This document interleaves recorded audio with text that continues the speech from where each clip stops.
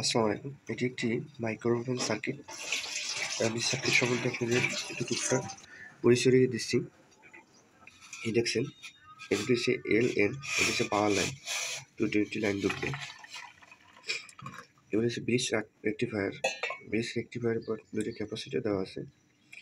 এই ক্যাপাসিটার দুটো 450 ভোল্টের 4.7 মাইক্রোফ্যারাডের। এখানে আসবে,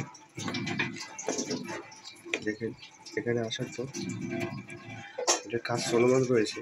আমি চলমান সার্কিটটা দিয়ে আপনাকে দেখাচ্ছি। এখানে আসার পর 300, যখন আপনি ক্যাপাসিটারে মাপ নেবেন তখন 350 ভোল্টের মতো ভোল্ট পাবেন। মাঝে মাঝে এখানে যে একটি দেখেন, এটা আমি রিপ্লেস করছি, এটা হচ্ছে ফিউজ। এই ফিউজটা কেটে যায়, ফিউজ থেকে এই ডায়োডে চলে আসছে, এই ডায়োড থেকে অটো কাপলারে আসে।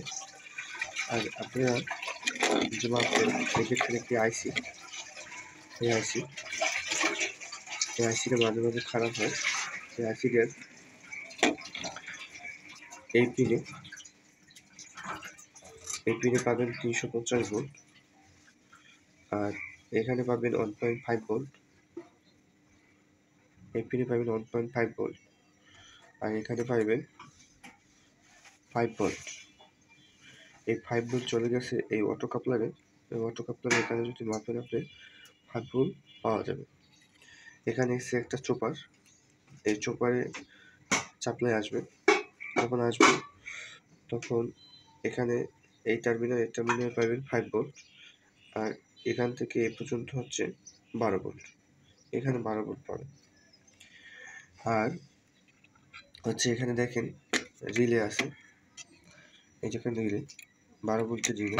এটা হচ্ছে একটা হচ্ছে বাতির, আর একটা হচ্ছে ফ্যানের রিলে। আর এখানে 3টে রিলে থাকে মূলত। একটা রিলে সমস্যা হয় জন্য করে বলা হচ্ছে। এই রিলে এখন নর্মালি ওপেন আছে, যখন এটা 12 ভোল্ট সাপ্লাই পাবে সে অন হয়ে যাবে। অন হয়ে গেলে আমার হিটার, ফ্যান মোটর আর হচ্ছে ম্যাগনেটর চালু হয়ে যাবে। এটা হচ্ছে ডোর সুইচ।